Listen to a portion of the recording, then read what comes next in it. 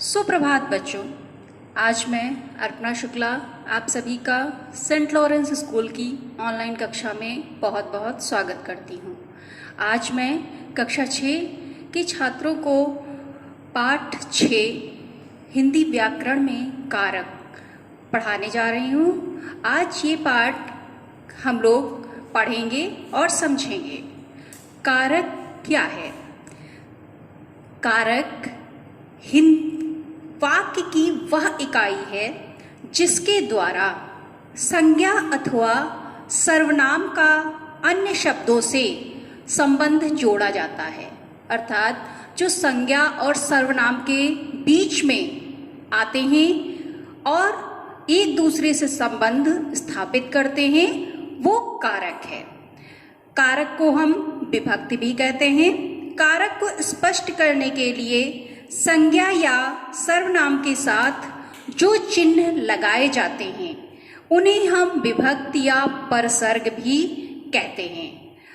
जो कारक चिन्ह लगाए जाते हैं, कारक चिन्ह जैसे ने, को, से आदि, ये कारक चिन्ह विभक्ति और परसर्ग भी कहलाते हैं। जैसे एक वाक्य है, हे वत्स, हनुमान ने रावण के नगर लंका में जाकर श्री राम के लिए वानरों के द्वारा माता सीता को कैद से मुक्त कराया। तो हे वत्स में हे में जब हम किसी को बुलाते हैं, किसी का संबोधन करते हैं, तो उसमें संबोधन कारक होता है। संबोधन कारक का चिन्ह हे और अरे है। हे वत्स, हनुमान ने, हनुमान करता है, करने वाले हैं। हनुमान ने, कर्ता कारक का चिन्ह ने है। रावण के नगर लंका में, रावण संबंध कारक है।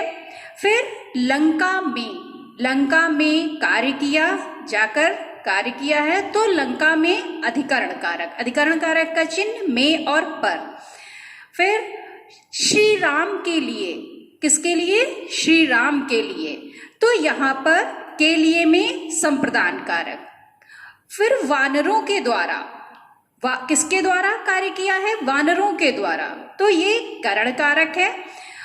माता सीता को, किसको? माता सीता को, सीता जी यहाँ पर क्या हो गई? कर्म कारक। कैद से मुक्त कराया, कैद से अलग करा रहे हैं, कैद से मुक्त करा रहे हैं, तो इसलिए कैद से अलग कराने में कौन सा? अपादान कारक होगा। यहाँ पर आपको कारक के भेद समझ में आए एक वाक्य से, लेकिन कारक के 8 भेद होते हैं। पहला है आपका कर्ता कारक। कर्ता का चिन्ह ने है। कर्म कारक, कर्म का चिन्ह को है। करण कारक से के द्वारा, करण कारक का चिन्ह से के द्वारा है। संप्रदान कारक का चिन्ह के लिए है। फिर अपादान कारक का चिन्ह से, अलग होने के अर्थ में या अलगाव के अर्थ में, जब हम किसी से दूर हो, अलग हो, तो उसके अर्थ में से। फिर संबंध कारक का चिन्ह का, की, के आदि है। फिर आपका आता है अधिकरण कारक का चिन्ह में और पर है। फिर संबोधन कारक हे और अरे है। अब पहला कारक, इसको हम लोग समझेंगे। कर्ता कारक का चिन्ह हमने क्या बताया था? ने। तो कर्ता कारक जिस संज्ञा या सर्वनाम शब्द से क्रिया के करने वाले का बोध होता है, वह कर्ता कारक है। क्या है? जिस संज्ञा या सर्वनाम शब्द से क्रिया, जो कार्य करता है, उसके जो करने वाला, जो कार्य करता है उसका जो करने वाला है, उसका बोध होता है, तो वहां पर कर्ता कारक। जैसे श्याम ने बांसुरी बजाई, तो बांसुरी बजाने का कार्य कौन कर रहा है? श्याम कर रहा है, तो श्याम ने, यहाँ पर कौन सा कारक है? कर्ता कारक। जैसे सुरेश ने साइकिल चलाई। साइकिल चलाने का कार्य कौन कर रहा है? सुरेश कर रहा है। तो यहाँ पर क्रिया क्या कर रहा है? चलाई। साइकिल चलाई तो सुरेश कर रहा है, तो यहाँ पर सुरेश ने यहाँ पर कर्ता कारक है। लेकिन प्रायः वर्तमान और भविष्य काल में के वाक्यों में कर्ता के साथ ने विभक्ति का प्रयोग नहीं होता है। क्या होता है? वर्तमान काल और भविष्य काल के वाक्य जब प्रयोग किए जाते हैं तो उनमें कर्ता कारक का प्रयोग नहीं होता है। जैसे सागर घूम रहा है, ऐसे हमारा प्रत्यक्ष रूप में प्रयोग नहीं हमें दिखता है, लेकिन अप्रत्यक्ष रूप में प्रयोग रहता है। जैसे सागर घूम रहा है, हम स्कूल जाएंगे, लेकिन यहाँ पर ने का चिन्ह छिपा हुआ है। फिर आपका दूसरा कारक आता है कर्म कारक। जिस संज्ञा शब्द से क्रिया के कार्य का फल पड़ता है, जिस संज्ञा शब्द पर क्रिया के कार्य का फल पड़ता है वह कर्म कारक है। जो क्रिया कर रहे हैं हम, कार्य जो कर रहे हैं उसका फल जिस पर पड़ रहा है वो आपका कर्म कारक है। जैसे कृष्ण ने राक्षस को मार दिया, कृष्ण ने राक्षस को मार दिया, तो कृष्ण ने मारा किसने? कृष्ण ने मारा है, लेकिन किसको मारा है? राक्षस को। मारने का प्रभाव किस पर पड़ रहा है? राक्षस पर पड़ रहा है, इसलिए राक्षस में कर्म कारक। जैसे गुरुजी छात्रों को पढ़ाते हैं, तो गुरुजी पढ़ा रहे हैं, लेकिन किसको पढ़ा रहे हैं? उसका प्रभाव किस पर पड़ रहा है? किस पर? छात्रों पर। तो छात्रों को यहाँ पर कर्म कारक है।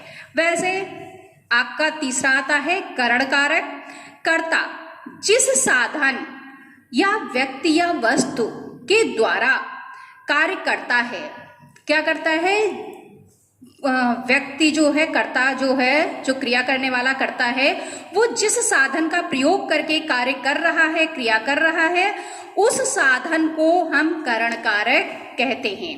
जैसे मैं कलम से लिखती हूँ, मैं कलम से लिखती हूँ, मैं किसका प्रयोग कर रही हूँ? कलम का प्रयोग। लिखने के लिए, लिखने की क्रिया के लिए किसका प्रयोग कर रही हूँ? कलम का प्रयोग कर रही हूँ। तो यहाँ कलम से में कौन सा कारक है? करण कारक। बच्चा खिलौने के द्वारा खेल रहा है, किसके द्वारा खेल रहा है? खिलौने के द्वारा। बच्चा खेलने की क्रिया किसके द्वारा कर रहा है? खिलौने के द्वारा। जैसे अध्यापिका पुस्तक से छात्रों को पढ़ाती है, अध्यापिका किससे पढ़ा रही है? पढ़ाने का कार्य किससे कर रही है? किस साधन के द्वारा? पुस्तक से। ठीक है, तो यहाँ पर जिस साधन का प्रयोग करते हैं हम क्रिया करने के लिए, उस साधन में हमारा करण कारक होता है। फिर आपका आता है चौथा संप्रदान कारक। संप्रदान कारक जिसके लिए कोई कार्य किया जाता है उसे संप्रदान कारक कहते हैं। जैसे छात्र पढ़ने के लिए विद्यालय जाते हैं, किस कार्य के लिए जा रहे हैं? छात्र पढ़ने के लिए विद्यालय जा रहे हैं। जैसे चंद्रशेखर आजाद देश के लिए प्राण निछावर किए, चंद्रशेखर आजाद ने देश के लिए प्राण निछावर किए। किसके लिए प्राण निछावर किए? देश के लिए। तो यहाँ पर जिस भी कार्य के लिए कोई क्रिया करी जाती है वहां उस कार्य में संप्रदान कारक होता है, इसका चिन्ह के लिए। फिर अपादान कारक। अपादान कारक जिससे कोई वस्तु अलग होती है, विभाजित होती है, मुक्त होती है, उसे हम अपादान कारक कहते हैं। जैसे बादलों से वर्षा होती है, बादल से वर्षा अलग हो रही है, तो यहाँ पर बादलों से में आपका अपादान कारक होगा। जैसे वृक्ष से पत्ते गिरते हैं, वृक्षों से पत्ते अलग हो रहे हैं, तो वहां पर अपादान कारक होगा। जैसे गाड़ी स्टेशन से जा चुकी है, तो कहाँ से गाड़ी जा चुकी है? कहाँ से अलग हो गई है गाड़ी? स्टेशन से, तो यहाँ पर अपादान कारक किसमें? स्टेशन में होगा। तो जहां से जो भी कार्य अलग होता है, जो भी जैसे हम उन्नाव से लखनऊ जाते हैं, उन्नाव से हम लखनऊ जाते हैं, तो उन्नाव से हम अलग हो रहे हैं, तो यहाँ ये से के अलग होने के अर्थ में अपादान कारक होगा। फिर आपका आता है संबंध कारक। संज्ञा या सर्वनाम के जिस रूप से किसी व्यक्ति वस्तु का संबंध दूसरे व्यक्ति वस्तु से प्रकट हो उसे संबंध कारक कहते हैं। आपका संज्ञा या सर्वनाम के जिस भी रूप का व्यक्ति का वस्तु का संबंध दूसरे व्यक्ति वस्तु से प्रकट होता है उसे हम संबंध कारक कहते हैं। इसका चिन्ह काकी के है। जैसे गीतांजलि, गीतांजलि टैगोर की रचना है। गीतांजलि किसकी रचना है? टैगोर की रचना है। तो यहाँ पर टैगोर की शब्द के द्वारा हमें हमारा गीतांजलि और टैगोर का संबंध प्रकट हो रहा है। जैसे घड़े का जल शीतल है। किसका जल शीतल है? घड़े का जल शीतल है। घड़े और शीतल जल का संबंध प्रकट हो रहा है, तो यहाँ पर घड़े का में संबंध कारक होगा। फिर इसके बाद आता है आपका अधिकरण कारक।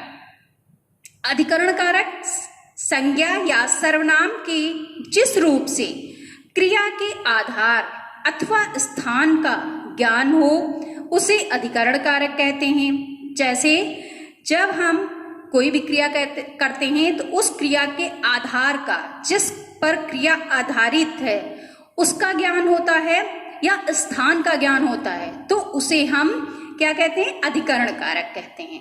जैसे छत पर कपड़े सूख रहे हैं और इसका चिन्ह में और पर है, तो जैसे छत पर कपड़े सूख रहे हैं, तो कहाँ पर कपड़े सूख रहे हैं? छत पर। तो छत पर में आपका अधिकरण कारक होगा। जैसे फल फ्रिज में रख दो, किस में रख दो? फ्रिज में। तो यहाँ पर फ्रिज में आपका अधिकरण कारक होगा। जैसे चिड़िया पेड़ पर बैठी है। चिड़िया कहाँ बैठी है? पेड़ पर बैठी है।